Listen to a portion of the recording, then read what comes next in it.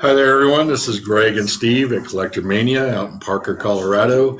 We're here for Commander Table, and this is episode 4. Yep. And as you streamers may know, we had a little kerfuffle where I was actually streaming most of this podcast. We talked for about 15 minutes about stuff. And sorry you guys missed that. We'll try and rehash a little bit of it here. Yeah. Off the cuff, it's a little hard to remember. Yeah. But we'll do what we can. Well, I mean, it was mainly about like how we started playing Magic. And, right.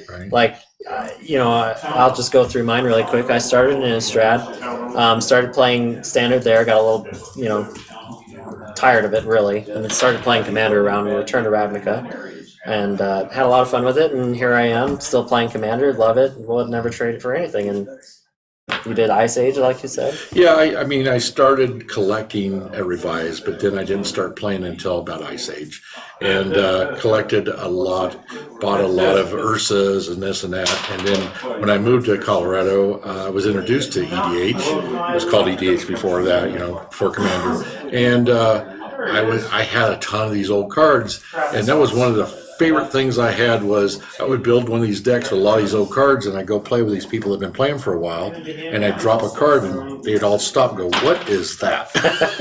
I still do that. Yeah, to this where day, did I'm you just get like, that? What card is that, Greg? I don't even know. Like, what do you do with that thing? And it's a big kick to have that happen, I enjoy that. Let me wipe the ancient off of that, the dust here. I need to get a pickaxe and get through the rock. Right, but I go by Silverback. I was named Silverback a while back because of the age I am and this and that, and I enjoy this and been playing. I played a lot of pre-releases. They used to have the big pre-releases, and then Magic Gathering decided to put that onto the LGSs and let them run their own. Yeah. And it's been, I enjoy it. Well, yeah, the little kits they do now, I think that's such a good way of doing it. And they just keep getting better and better, because I know this year it has been great. Mm-hmm. There was a little bit of box opening issues for some people, but for the most part, right, they've been awesome. The promos, when they switched them to just a random rare or mythic throughout the set, that was the best thing they could have done, because people really, obviously are looking for their pet cards with the stamp on it or whatever. I got 2 Archfiend of Ifnirs, and I love those cards. Oh yeah, on this last one. I just pulled one in a pack today, and that's pretty good. The one that puts -1 counters on all your that's obviously it's a kind of build around card. yes, man. But if you can keep cycling your graveyard or instants and things, it can really be crazy. And you could probably play a little bit of Living In since it is black. Oh yeah, there you go. Cycle, living in. There you go. I wonder if they do that. They might. I don't know. I gotta think about that. I did watch the Modern tournament in Charlotte this weekend, and that was one of the winning. Came in second, but Living In was. Well, yeah, because Living In shot up to $28 now. Oh, did it? Yeah, I'm lucky enough to have one. I've had it forever, and I just picked it up as a replacement for Living Death. One day. The deck had Living Ends in it. Then it had a variation that came with the counters on it, so you took a counter off each upkeep. Then you had one that you could make a copy of it. Is that Cabal Ritual? I can't remember. No, that's not Cabal Ritual. I can't remember. Cabal Ritual is mana. Yeah, that's right. It's something. All right. Well, so that's us. We want to give you an idea of who we are instead of just saying, "Hey, it's Greg and Steve," and go on with it. But yeah, we've never, like you said, we've never done an introduction where we've actually said, "Hey, I've started here," blah blah, and that might be we could definitely do a future video on more in depth, our play styles. And then if you leave comments, says, "Hey, what's with that old guy?"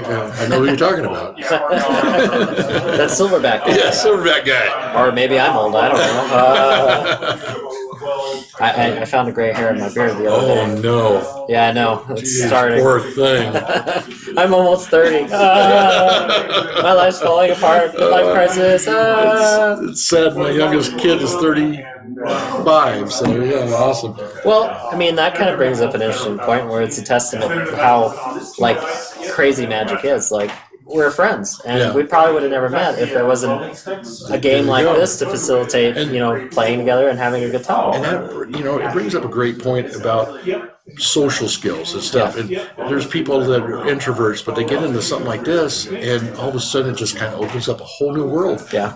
My boss's son, he's very shy, and he panics. He gets these panic attacks. Well, he came down and did a pre-release, and I helped him, and he built a pretty decent deck and had a great time. And he said, "I can't wait to do this again." And to get him out and doing social things, that's amazing.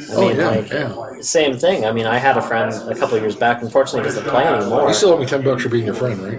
Yeah, something like that. I lose track. I owe so many people money. But no, like he started a couple of years ago, and he played for 2 or 3 years, and he had a blast. He had never wanted to go out. He'd always played computer games. I think World of Warcraft was his big thing. Like a lot of people are. Yeah. And like this got him out doing things. And now he's a total social butterfly. So like I said, it's unfortunate he doesn't play this game anymore. But what can you do? I know I've mentioned this before, but my wife is really kind of anti some of this stuff. And there's some people, religious people, think, oh, that's anti whatever.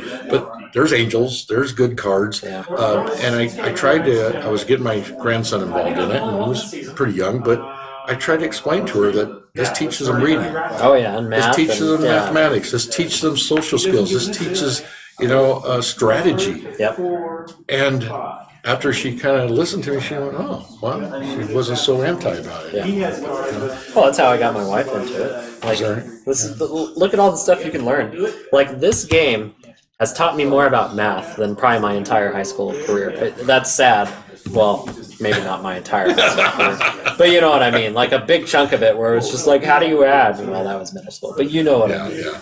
You got change back from your lunch. Go, well, okay, $10 for a pizza, great. Okay. Yeah, sure. When the menu says $5.50, oh man, I think I got shortchanged there. Wish I knew math. Oh man, but no, really, like this game has taught me.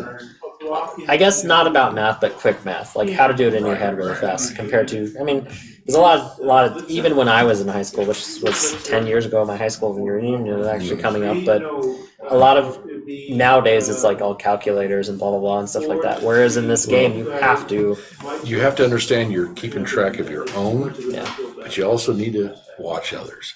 I know how many times it says that costs 5, you only tap 4. Yeah. Which is a shame. I'm not saying they did it on purpose, but you need to be aware. You need to say, "Oh, I hit you for 6, and you only took 5. You only took 5. Oh, did I? That's why a lot of people do a paper and pencil, and they do everyone's. And when we've been doing our EDH 4-player tech challenges. We've been putting them on and writing it down, and of course I did explain to him I kind of cheated the other day and didn't take 2 life damage, but oh well. I got away with it. Not really, but we got him. That kind of rolls into what we talked about before, the stream got, but the podcast didn't necessarily, the YouTube didn't necessarily get, was we did our top 8s. We definitely had a few things that went a little awry there. Some misplays, some even not so or like, I don't even know how to say it, but it was, I don't want to just come out and say. Yeah, so things, someone kind of took advantage of the rules. Yeah, a little bit. Yeah, a little bit. So. And some were unintentional, like playing a sorcery at instant speed. I've done that. Yeah. And it's one thing to make mistakes, but it's another thing to never bring up your mistake. Like, really, a lot of people will definitely, own up to it. Yeah, I did this. I'm sorry. We need to go back, blah, blah, blah. That's really all you got to do. And right. Something that we're going to try and focus on a little bit more for like our top 8s is just making sure that we watch how we're playing and don't shortcut things. Because I know there's a few people, especially on one of the top finals videos, that has Jeremy talking about how he played Kodama's Reach incorrectly. Technically he did, because he shortcutted. He put the land into play, tapped, and then he just put the land, instead of back in from his hand and then into play, he just put it into play. Right. Which is something that we do all the time. Exactly. But that is shortcutting the rules, and you technically shouldn't do that. So, we'll figure all that stuff out. I usually set my hand face down and put the land on top of it. Yeah. So it verifies it is a land and it is part of my hand. Yeah. Yeah, so, but There's that's a me. That's what bunch of different ways to do it. Oh yeah, yeah. And I mean the miracle rule too. And I did play a miracle card, and I have grabbed it and pulled it towards my hand. And that kind of happened to me during it. As the guy pulled it to his hand, and if your hands make contact, that's part of it. I figured it is. Most people pick it up and put it right straight down. I think it is like part of the ruling of it because there are a lot of ways to make it manipulate it to where you could have thought that he might have had the miracle in his hand, and that's honestly I think that's on Wizards for designing that mechanic. Like that's tough. Yeah. Like I've done it a million times where I'm just like crap. I wish I would have cast that miracle because I had the opportunity, but I took it to my hand. You think about it, there's one miracle in your deck of 99 cards, and you're constantly doing this, and then one time you go, oh. And Bonfire of the Damned, which is exactly the card, that one has come up for me several times because it's crucial. Oh yeah, it's a big destroys card. all the creatures and it's then a deals big them difference in damage. the casting cost. Exactly. But and I believe that's the rule. If you bring your hands together, even though they're apart, the cards are apart. When you bring it, that's your hand. Yeah, I think the official is you have to look at it and then say that you're casting it. Essentially. Well, it's a sorcery, so you can cast anytime during the turn, but you're supposed to acknowledge what it is. Yeah. Well, I think you have to cast it then. I don't think so because. No, I don't think so. Because it's the first. Because you got a chance to put a land down to help. I guess that's true.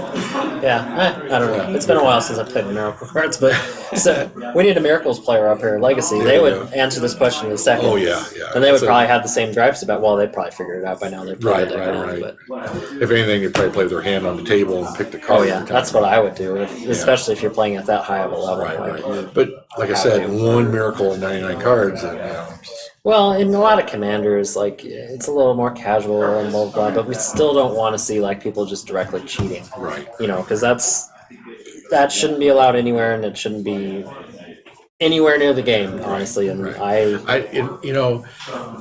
I'm not like opponent, big time, kill them, whatever. But I just don't understand the theory of cheating. It takes away from your ability to play the game. If you have to cheat to win, who's going to play with you in the first place? Yeah. And how do you do everything else in life? No, it's tough. Also, just like even like in my opinion, even talking about it, because you never want to accuse somebody of cheating because it's like. It's one of those things that you're just like, oh man, I don't know what's going on here. I don't really. I just know that what I saw could be considered, I did experience a young guy cheating up north one time, and he had just took control of one of each tournament from the opponents. And he had a guy's reflecting pool on his side. And he went to do something, and the kid caught him and says, "You can't do that. You had to scry." I forget what it was, but he took the card from his hand, and then he swapped a card. And it was obvious what he did, and it was obvious cheating. Everyone at the table said he cheated. And he got mad and upset, took the guy's reflecting pool, pulled it out of his sleeve, and ripped it in half and ran out. Well, that's just malicious. Yeah, well, he got banned from the store and everything. And the store actually reimbursed the kid for the reflecting pool. Oh, that was nice of him. Yeah, it was. And most stores will do stuff like that. I mean, you have experience with someone someone breaking their car and steal it. I've seen shops help dish in, and even other players, friends of theirs, help dish in, which we had experience with that. And you helped a kid. Yeah.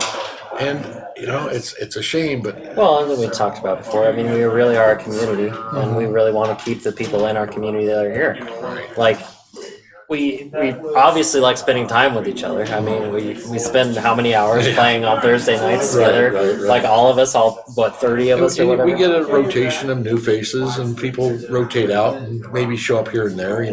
Like Kevin showed up the other day. We haven't seen him for a while. Well, yeah, Kevin and Kramer. We haven't seen them in forever. Kramer, yeah. It was cool. They go, "Hey, we want to play a game with you, Greg." And I'm like, "Yeah, sure." Awesome. It's nice to see those faces. Oh yeah, definitely. But anyway, to kind of get into our topic here, since this is a nice segue. Today we're actually talking about alternative ways of playing Commander. One of the big ones that you always bring up to me, and we still have yet to try, and we really need to, is Kingdom. Right. So if you'd like to describe that to the stream and the pod or YouTube. Kingdoms, you utilize the king, and you actually draw the cards face down, and no one knows who's what. But you have the king. I guess explain that, because They might not even know how that goes because you have five cards. Right? There's, I believe, 5 cards. Some people play with 4. There's 2 assassins. There's a knight. There's a king. And there's another. It's been so long since I even dealt with this. I think you're right though. 2 assassins, a knight, a king, and like a rogue or something like that. It's some like outlier player or something. Right, like that. right. So the knight cannot win if the king is dead. Yeah. But if assassin kills the king, they become the king. It's, something we've been wanting to do. I actually got the cards printed up and put in sleeves so we could play it. Just haven't done it, but it's one of those things. God, we need to do that. We need to do that. Yeah. One of these days we will do it. Maybe we'll even. I mean, we could do a kingdom challenge or something like that. Like, I guess going on to that, like the big one that we're going to try here, here pretty recent on Thursday, is the Arch Enemy. Yeah. Like we've never done an Arch Enemy variant. Well, Arch Enemy hasn't really been a product they've talked about for years now, and this is the first one with Arch Enemy Nicobolas. So that should be pretty interesting to see how that goes. The way we're thinking about doing it is we're going to start me, the Nicobolas player, because I'm the Arch Enemy or whatever, at 60 life. Yes, the other players are going to be 40 life. We're going to see how that goes. I'm not sure if it's scale, built correctly to play for Commander, but we're going to give it a shot. Yeah, that sounds like a blast. Oh yeah, that's another option.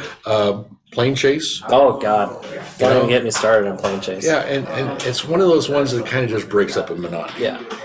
It's not what you want to do every time, but hey, let's just do it with plane chase cards. Well, it's a really good way to show like power gamers how to really have fun with it too, because you'll get those people that are like super competitive and they just want to win all the time. You throw something like planes chase in there, changes the whole aspect. And they just cannot, and usually they end up walking away with it like as a good experience. Right. So. You think of another one? I just did plane chase. Well, there's Two-Headed Giant. Right. Two-Headed Giant's a huge one. Yeah. Like, what's the other one too? The other variant of it where there's 3 players? Emperor. Oh my gosh, I hate Emperor. I'll be 100% honest. I played in a 10-player Emperor up north. The game took about 3.5 hours. I still had a blast. But yeah, it was pretty crazy. Probably will never do it again. Yeah. True Emperor. If the thing of it is, it's like, okay, get 6 people to play, roll to see who's the Emperor, and there are some Emperor decks that are just crazy. Yeah. Like Mill. Yeah. Mill because they can't get to him. Yeah. He's just milling people. And it's a tough thing to fight against. Especially with some of the new cards like Ulamog, the Ceaseless Hunger. Right. She's like, XL the top 20. Oh no. There's a card that says you and your partners have hexproof. And I bought a couple of those just in case I ever got in there, and it stops mill. Yeah, so that's pretty good. Yeah, something like that. Another variant I played up north was called Assassin, and you can have as many I've heard people about this, but I've never as many people as you want at the table. So let's just say we have 6 people at the table. It's usually a round table. Everybody puts their name on 2 cards. Shuffle them up. You draw. You cannot draw yourself, obviously. Everybody has 2 separate, different people at the table, and no one knows who your enemy is. The idea is both your enemies die, you win. The only way they can find out who your enemies are is if you say, I deal damage to all opponents, or something like that. Then you have to announce who your enemy is, because you only deal damage to your opponents if they're your enemies. Oh, I see. Yeah. So they're your opponents. And very cool game. Good way to play. We haven't tried that here, but I enjoyed it. Well, I think we need to step into some of the variants. I mean, like we said, we've played Plains Chase quite a bit. But any of the other ones, like Battlestar is another one that we play here every once in a while. Right. I guess that brings up a point where it's really fun to play these variants when you don't have exact player groups. Right. Because then it kind of gives the oddball out a chance to really enjoy it. When Battlestar, the true way to play it, and we kind of got away from it here, is this wherever you sit, that's where you're at. But you really should, you pick a card, and it's blue, you sit, and you supposed to, the way the cards are set on the back of a Magic card, you're supposed to be in that rotation. And actually, the way we initially played it, if you blue, that's the deck you play, is a mono blue deck. Oh, man. So, that could be tough, though. That could, but it's a cruel way of doing it, and it's, like I said, there's variants of how to do it. Oh yeah. Yeah, and Emperor too is I've played Emperor in 3 different stores, and there's rules different every store. Yeah. Yeah. So it's a lot of house rules type things and what they agree to. Yeah. But Exactly. if you're going to do something like that, make sure you agree to the rules before you start playing. Yeah. It's That way you nothing to don't- be halfway through it and someone says, "Oh, I kill you." Well, you can't. Well, yeah, because of this rule. What? Well, and you don't have people getting upset, and trying to keep everybody happy is cool. Yes, Usually yes. good. Sometimes it doesn't work, but what can you do? Right. Like I don't know, like a good way to look at alternative ways of playing the game also is just like some people don't necessarily have like a million decks. So Right. this is a good way to get a group together where say you have a lot of random decks yourself and then you just like hand them out like Right. once again with like Battlestar. Say you have those 5 monocolor decks and you just have them in a case. You're just I like, used to let's do play that. Battlestar and like just hand them out. Yeah, I had my vampire deck. I had my Kimba deck. I had Prinko probably. So I don't think I had the blue mono. I think I might have had a blue artifact mono. But yeah, so I, like you said, just hand them out and then play. But it's funny when you go somewhere and the guy usually plays EDH, but he just didn't have them with him. He just stopped at the store and he goes, "Oh, I want to play." I said, "Oh, here, try this deck." And then they kick your butt. Oh yeah, that always happens. So you're just like, wow, I've never seen that deck perform this way. Yeah, I can't get that deck to do that. You just like nothing to You've it. got more than 3 lands? What the heck? That never happens for me. But yeah, it happens a lot. It's amazing. But playing with other people's decks sometimes is a good way Well, to it get shows ideas. people, what they can, what they can build essentially. Because Right. there's a lot of people that I don't know. Like Lauren's a really good example of this. He has a very specific direction when he's building a commander deck. He wants this. He wants that. He wants the exact list the way he put it in. Right. There's not really a whole lot of wiggle room there with him. So handing him something totally random just like boggles his mind most of the time. I played I keep mentioning up north, but there's a lot of people who play with a token of a real card. Oh yeah. And they'll say, "Hey, I got like 5 proxies," they call them, and is it okay? I have no problem with it. Cool to see if it works. But, and most of the time, that's what they're doing is putting proxies in, but they can't afford the card right now, but want to see how it plays. Yeah. And I know a lot of standard playtesters and stuff, they'll use proxies just to get an idea how it plays. Well, yeah, you don't want to sink all your money into it, especially something like standard, or I've seen a lot of modern proxies as well. Right. It's hard to know how a deck really functions until you play it. And I've bought in play sets for standard. I don't play much standard anymore, but you go buy a play set because this is going to fit in there, and then you build a deck and you end up taking those cards out. And I just wasted, $15 or so on some 4 cards that I'm not even going to use now. Yeah. And it happens. Yeah. But yeah, I mean, if you guys have any other ideas about variations of EDH and other types of Magic variations, we'd love to hear from them. Well, I did like a really quick search before we started talking about this, and there are a ton. Like some of them just don't make sense. Like there's one that I found where like one person was supposed to like sit on opposite sides from his ally, and like I don't even know how to describe it. It was totally wacky. I can't remember what it was called, but anyway, there's a ton of garbage that you'll find like that. But then there are some really good ones, like the ones that we brought up, and some ones that we haven't even thought about. I'm sure. I think a really cool one would be like if we did like a Battlestar variant with like tribes. Mm-hmm. So like person A is playing elves, person B is playing goblins. I think that'd be kind of vampires. Cool. Yeah. Yeah, exactly. There you go. Yeah. Ally. There's a lot of white allies. Yeah. Rebels. There are a lot of rebels. Well, And I did know a guy that built a really good rebel deck. Very good one. Well, Seth had one for quite a while too, and he had to finally tear that apart because no one wanted to play with him anymore. That happens every once in a while, as we know. Then you play like slivers, and you got every color in the world, but Yeah, slivers. Oh man. Well, that brings me back to the Commander product that's coming out this year being tribal. Mm-hmm. Like we saw the dragons, of course, and those dragons are bonkers. Like each and every one of them that's been spoiled. Like Tagam or whatever his name is.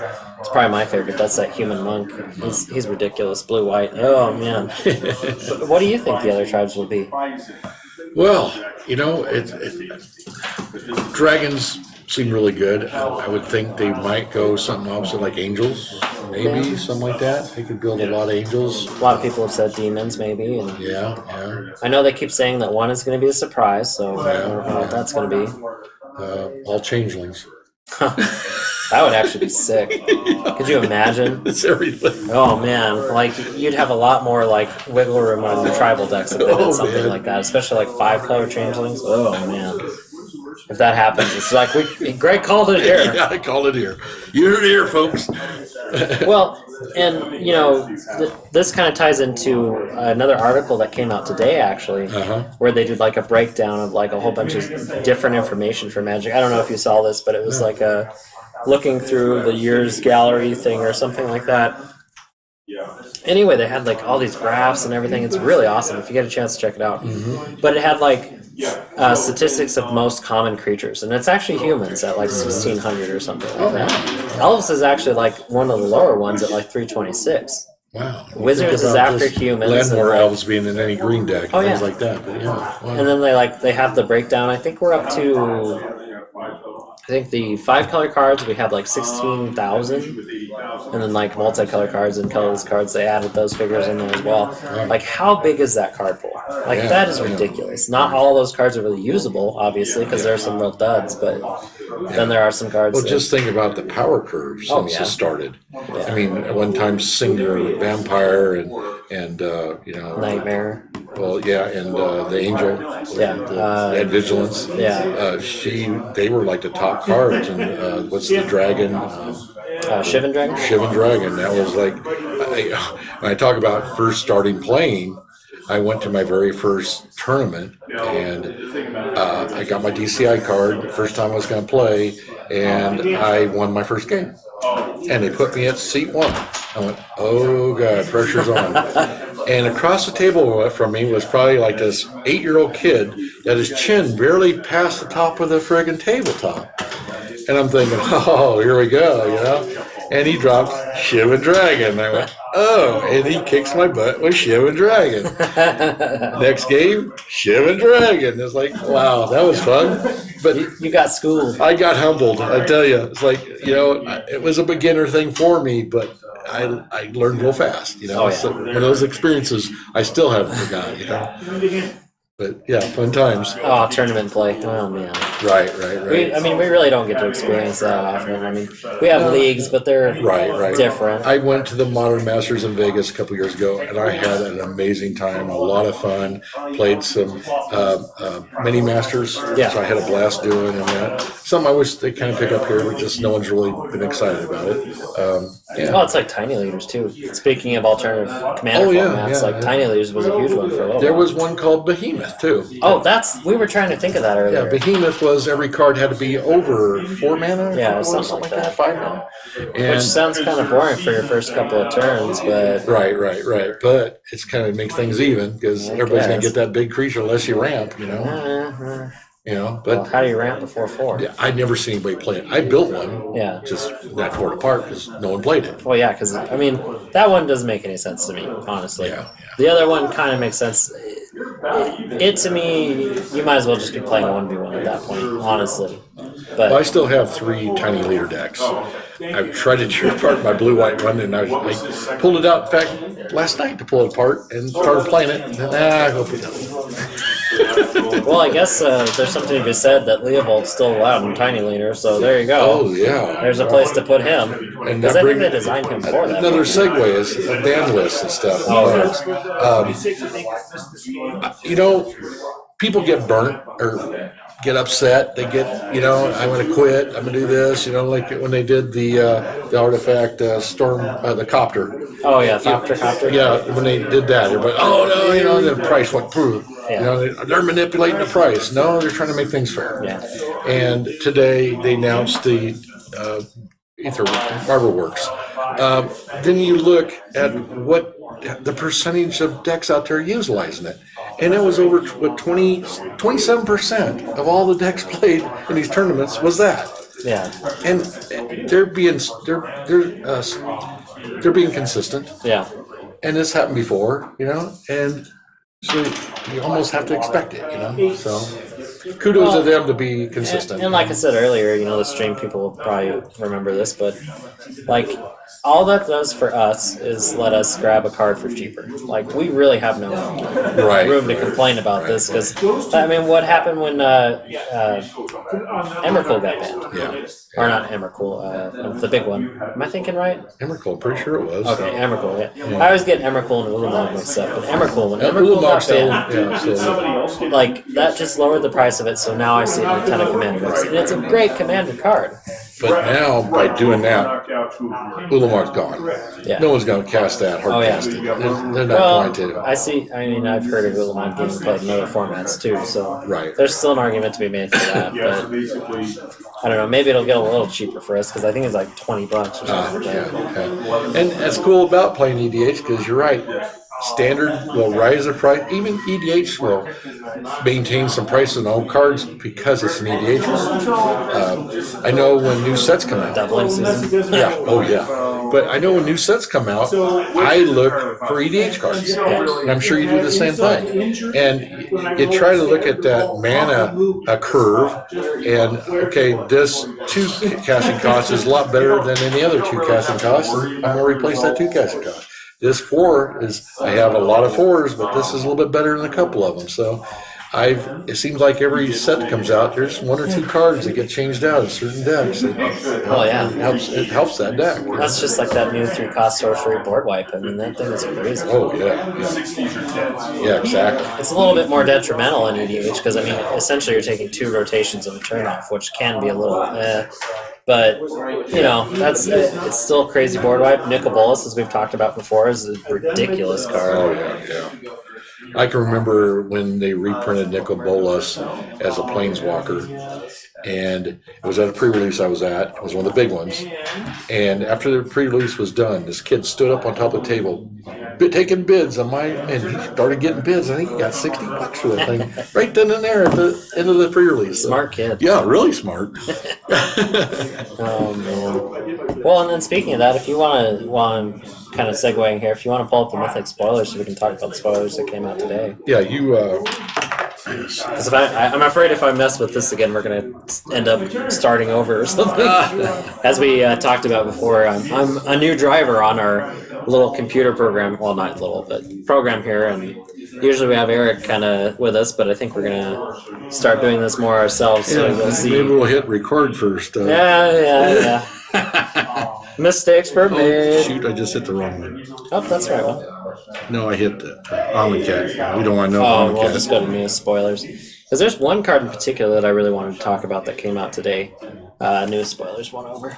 Oh. Right there, yep. It's a red card. It seems crazy, and it's more for the ability than anything else. If you want to scroll down just a tad there. Sorry, normally we'd be really fancy and we'd have like an image of it, but up. There we go. So it's called Wildfire Eternal. It's a zombie jackal cleric. It's a 1/4. It's got this new ability called Afflict 4. Whenever this creature becomes blocked, defending player loses 4 life. Okay, so that's crazy. The second half is whenever Wildfire Eternal attacks and isn't blocked, you may cast an instant or sorcery card from your hand without paying its mana cost. Wow. Like that card right there is ridiculous. This is something else that I've found that I really enjoy. This card has 3 types. Yeah. It's a zombie, a red zombie, okay? We've got white zombies now. Now we have red zombies. A jackal, which is kind of an odd one that we haven't seen much of. And, of course, now a cleric, too, which will fit in a lot of decks. Oh, yeah. And, it's a really good card. So, yeah, that's pretty crazy. And we were talking about the power curve. Oh, yeah. Since before, they're coming up with some crazy powerful cards. Like, think of the instant speed spells we can, or even sorcery speed spells that we can cast off in EDH. Right. Like, in Garrick's Wake. Can you imagine, like, just on, like, turn 5 or something like that? Something crazy. And then we've got this other guy. I can't read his name. It's Ramanap Excavator. Or, no, that's I'll let a you read this one completely. Ramanap, okay. He's a creature. He's a Naga cleric, so another cleric. You may play land cards from your graveyard. Wow. So that's going in every Get Rock deck from here to. Oh my gosh, yeah. It probably going to cause that one card that's been pretty high drop, the artifact. Well, maybe, I don't know. That fits in more decks. Well, that's from your graveyard, so Yeah. But if you got, what's that crazy card, that land I kept getting them, and you can bring them back from your graveyard to your hand? Oh, I know which one you're talking about. I kept getting them. Yeah, that was a horrible pre-release for you because of that. You ended up with like 3 of the same card, and they were just colorless lands. So you could actually, if you got landfall, there you go.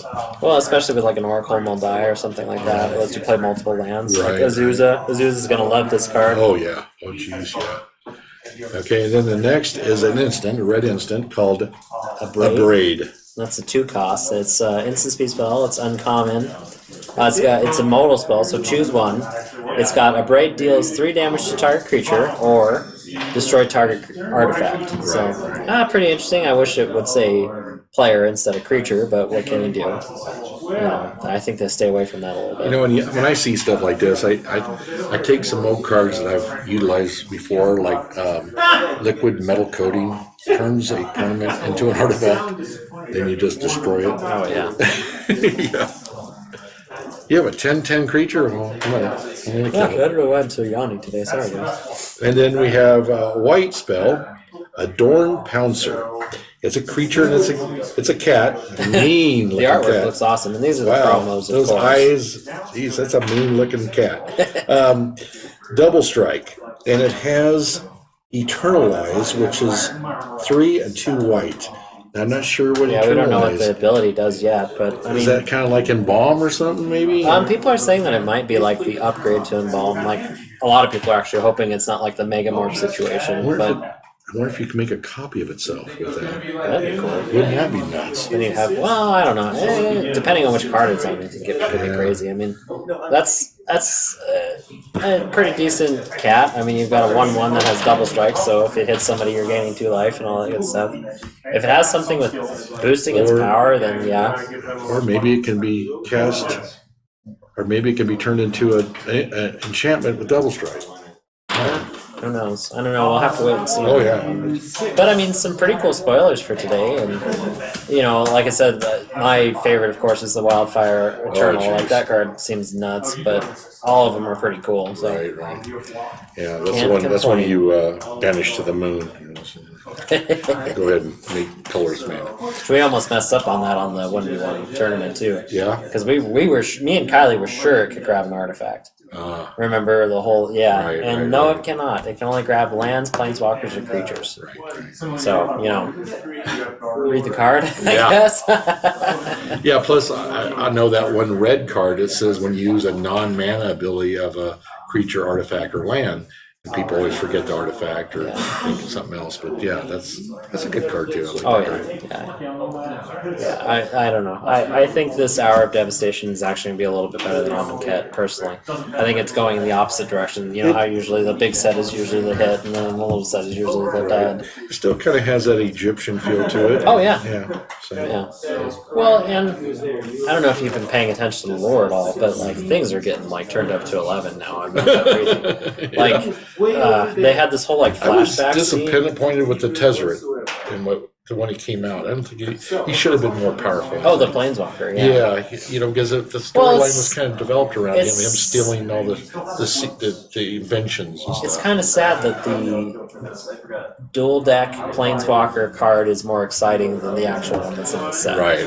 Which sucks because it's just like, wait, what? Like, I I know that they're scared of pushing a 4 mana cost Planeswalker to the brink again or whatever, but I mean it's the same thing with Samut. Like we talked about this I think a couple weeks ago, or when it came out. Like Samut, if you want to, I don't know if you've looked at the card, but that Planeswalker is not good, as far as really anything goes, in my opinion. Like you have to. Somebody brought up this point. You have to +1 her and give a creature up a little bit. You have to +1 her and give her a creature like double strike for 3 turns in order for her to get to her ultimate, which is the really good ability on her. There it is, right there. Oh, the red-green one. Yeah, like she's just not that great. And when you hold it up against Nicol Bolas, you're just like, 4 for a 4 loyalty planeswalker, and +1 up to 1 target creature gains double strike until end of turn. Like if it's double strike and vigilance, I could see it a little bit. Yeah, it's kind of like what's the green? The other green, red, indestructible god. Isn't that god? Xenago? No, wait. Xenagos, yeah. He kind of gives that creature haste and double strike. Yeah. So, I mean, that would be kind of cool, but yeah. Yeah. And then what? The -2 is submit, blah, blah, blah, deals 2 damage, divided as you choose among Creatures, 2 target players. creatures or players. Like, who cares? 2 damage. Ugh. And then the ultimate, search your library for up to 2 creatures and or planeswalker cards, put them onto the battlefield, then shuffle your library. So that ability is great. But the bad. other 2, like the ones that people usually play planeswalkers for, are. Oh yeah, I mean, this is like I'm gonna play double in season. I'm gonna play her. Oh, and yeah. I'm gonna open it. Yeah. And go get 2 Don't creatures and win, play. but Yeah. I mean that's different. But I don't know. Kind of meh. Out of all the spoilers that we've had so far, that's my biggest disappointment. Especially since they hyped her so much in the story and all this other stuff. And, like her actual creature card is amazing in my opinion, giving everything haste, and then it has flash and double strike and a million vigilance. Now, and wasn't she like an an old storyline that had been brought back? No, she started in Amonkhet. Oh, okay.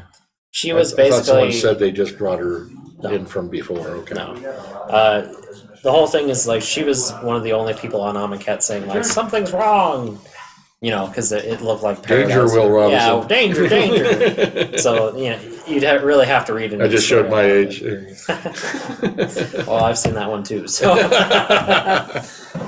but yeah, interesting cards like we said before, and yeah. So, in regards to EDH, I know there's a lot of people here. There's a lot of shops here in the Denver area. I mean, more than a lot of cities out there in the whole United States. We have some key judges here. We have a level 5 judges. We have a lot of pros that have been moving here. It's like a real hotbed. And when we go to some of these, like the big Grand Prix and stuff, you always can get a game. Yeah. Always can get a game. The guy that used to do the deck tech, with the Mohawk. Oh yeah. Yeah, I saw him and CMDR, something like that. Yeah, so CMDR deck tech. But yeah, he quit doing that in the videos and stuff. And I saw him goes, well, we'll get together and play. I didn't know that. When did that happen? He just told me he put it on hold. He doesn't do them anymore. Not sure why. He did a really good job. He did. He really did. You did one of them with him. Yeah, like his deck techs were what inspired me to do deck techs. So, but I played Zuri against him, and I started getting counters and more counters, and my stuff was getting gigantic. And I killed his buddy with like a 60/60 creature, and then he put out, and I play the card, the white guy that has flying and you can't attack. yeah. So I couldn't attack him. But I got infinite turns, so I just kept, destroy flying creature, I kill you. Oh, Greg. Yeah. That was, what you gotta do? It's EDH, Yeah. And that brings up another good point because there's a lot of people that play these decks with a lot of combos and they go search out the combos and stuff. We hate them, but also sometimes you just got to put some kind of combo in your deck just to kind of counter another combo, or someone is being just really rude or whatever, just finish them off type thing. Or combo hate, like we talked about a couple episodes ago. Like stacks effects are always good against those kind of things, especially like Stranglehold. Yeah, like that card has stopped me from doing things that I wanted to do. So Canonist. Either sword Canonist, it just stops a lot of that stuff too. I can only cast one non-artifact spell. Well, and I'll keep saying those this. storm decks, they're done. Like a good card like Leon and Arbiter in a deck, like if you're playing and you can't ramp, throwing that guy out there, like that really pisses your opponents off. And I was just thinking today because of my Shram deck, and I know people have been talking about my Shram deck, and they play certain hate cards when they're going to play my Shram deck. But I was thinking, like coming home today, I was thinking, I have Rest in Peace in there. I don't bring anything back from the graveyard. Why should I let anybody else? and there's so much graveyard recruiting. Oh, And I'm thinking, I gotta put rest in peace in there. yeah. It's really big in our meta, you know. It's just like, Well, like what's the guy that you can't get a come into play effect? The artifact. Topor? Yeah, Torpor. I've destroyed it before, and you've gotten it back 3 or 4 times. Yeah. I've had rest in peace in, it's gone. Yeah. So yeah, It's gone forever. I don't know about you, but I'll play on Thursday night. I'll play in the 8-player tournament, and I go home and my mind's racing. Yeah. What could I have done? What would have been better play? What would be, you do a lot of what ifs. I gotta about just take some pain pills and take a shot of something to go to sleep because I'm gonna be up all night. But that's great. I come up with great ideas. I come up with hey, what if? Of course, you wake up and totally forgot about it. But, Yeah. That's why you got to have a notepad or something. Right. Write it down before you fall asleep. I was rewatching some more podcasts or YouTube videos, and the one we did with, I believe it was Recursion, you mentioned a black card, and I told Eric, put one aside for me. Can I remember that card now? No. Does he remember? No. So I'm going to have to go back and rewatch it again, which you guys can too. Rewatch them all you want. Well, it's a library of information. Yeah, exactly. Well, with that, I think we've covered pretty much everything that we were going to talk about. We'll look forward to the rest of the news that happens this week because there'll be some other things that come up with sure. the GP. A lot of times they'll ban something and unban something. Yeah. So you never know. And sometimes they'll do a banning, then they'll do another banning Well, I within a think week or something. I think the next announcement is in August, so I think Oh, we've got a okay, while. so they're- okay. Standard at least, Right. Okay. But anyway, They've been known to do emergency bannings too. yeah. So yeah, of course. I've seen them ban cards before they even become legal in the set. See, I wasn't around for that. So. But with that, I think we'll wrap it up here, and we'll definitely think of some cool topics for next week, or not next week, but next week. Now you know who we are, Yeah. our background, and If you guys want to know more, just leave some comments, and we'll tell you some fun stories about. Or take the ride over here and visit us. We're here all the time. That's the big thing, and of course, like, comment, subscribe, all that good stuff. Leave us any information, blah blah blah. And yeah, we'll catch you next time. Right on. Take care. See Good you night. later.